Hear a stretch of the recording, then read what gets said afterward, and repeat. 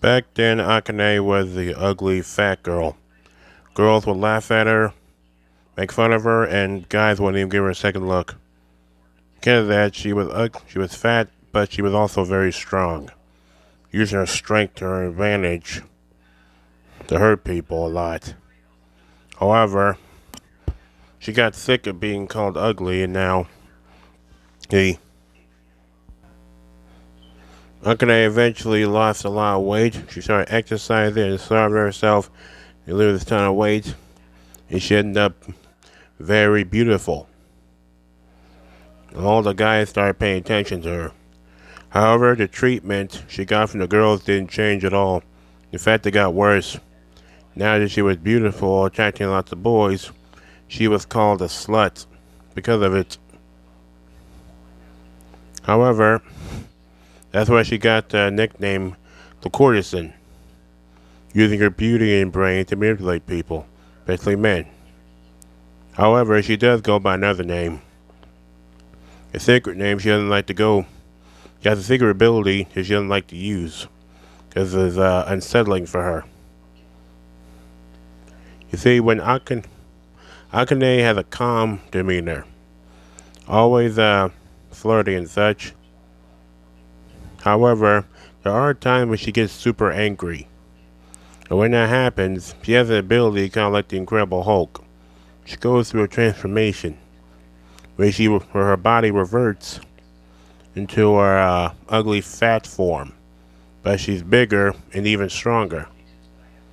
She doesn't like to use that form, and people don't often see it because those who see it don't live to see, don't live to remember. She transforms into her giant, ugly, fat form, and she crushes that opponent, her enemy, to the ground. So bad that they lose amnesia. And when the anger subsides, she turns back into her beautiful form in an instant. The second nickname she goes by is Akane the Demon. Akane the Courtesan and Akane the Demon. She doesn't like to go through that form, though, of course. She always has a calm demeanor. They always feel like she's in control.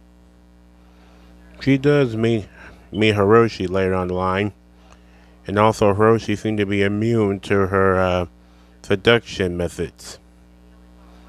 She also the one who hired Kyo the Bat to take care of take care of Hiroshi after he beat Makuro.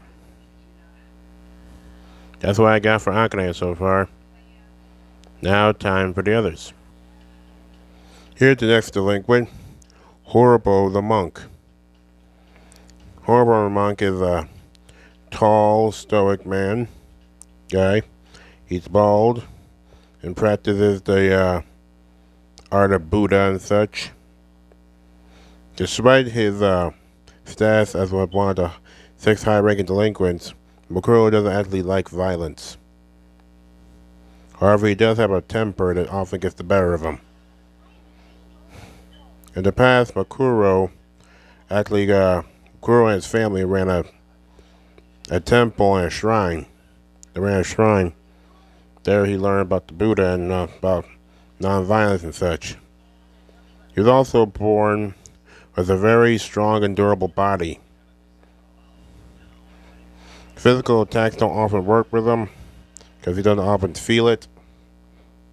Because of an invincible body, he ended up developing a lot of strength with it. And also, one day he also have a big anger problem. See, sometime in the past, some street thugs spray painted one of the walls at their family shrine. And Makuro got so mad, they hunted down and beat down those delinquents. Beat them black and blue. And they thought that was the end of it. But of course, it wasn't. Those delinquents came back with their whole gang to attack the shrine. The shrine was left in a mess. Makuro and Horrible got so angry, Then he once again hunted down those delinquents, the biker gang, and crushed them with his strength, overwhelming strength and anger. Because of that, he earned the name Horrible the Monk. Even though he doesn't like violence, he often gets into fights and crushes his opponents. He's always seen with prayer beads or his neck or around his arms, often using them as improvised brass knuckles in fights. That's what I got for Horrible. Here's the next one. I decided to name him Hamamaru, the Sword Dragon. He's a powerful swordsman, as well as the second strongest student at the school among the first years, only second to Daiki the Giant.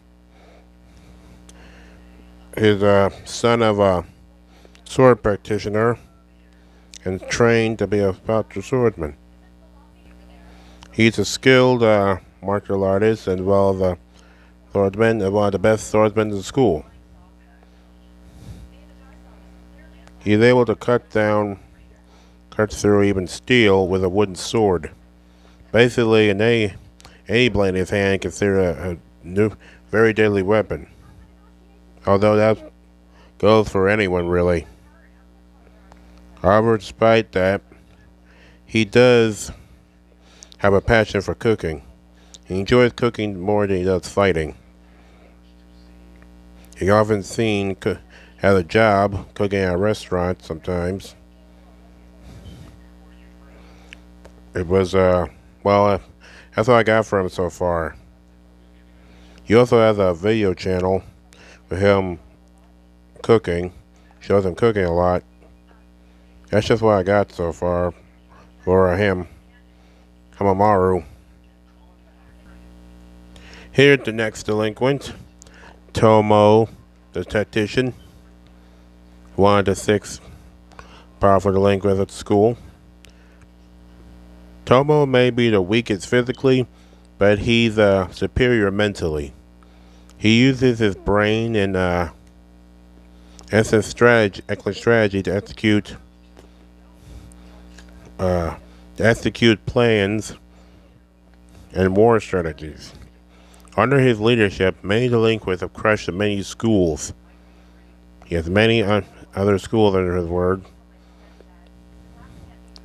And because of that, he uses many of his talents, uses brain power to make many strategies and such. Now, a single one of his strategies and plans have failed him before.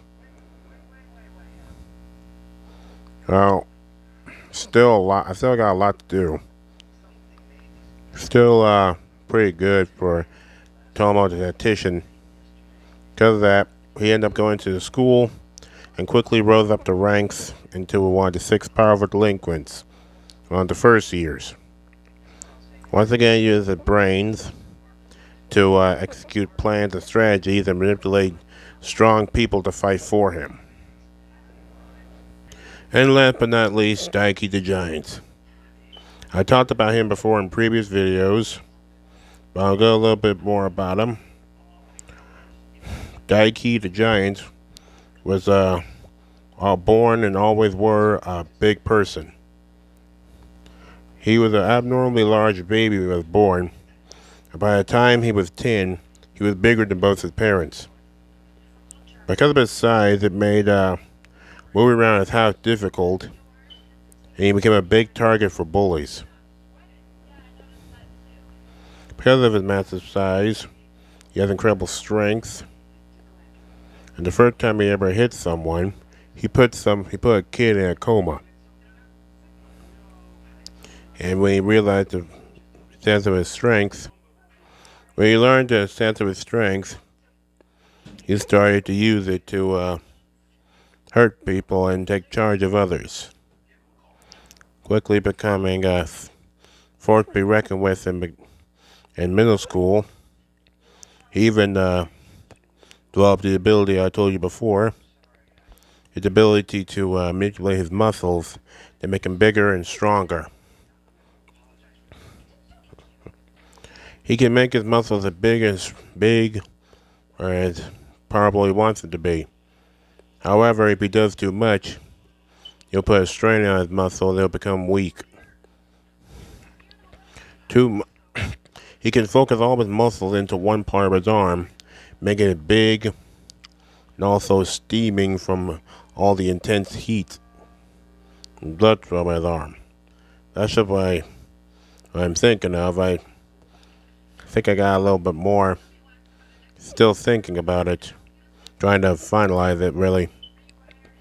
Anyway, he can make his muscles hard, so even blades can't hurt him.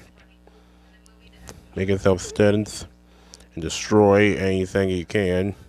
Make his arm massive, kind of like Luffy's Gear 3rd. However, too much manipulation with his muscles can strain them and cause them to become weak.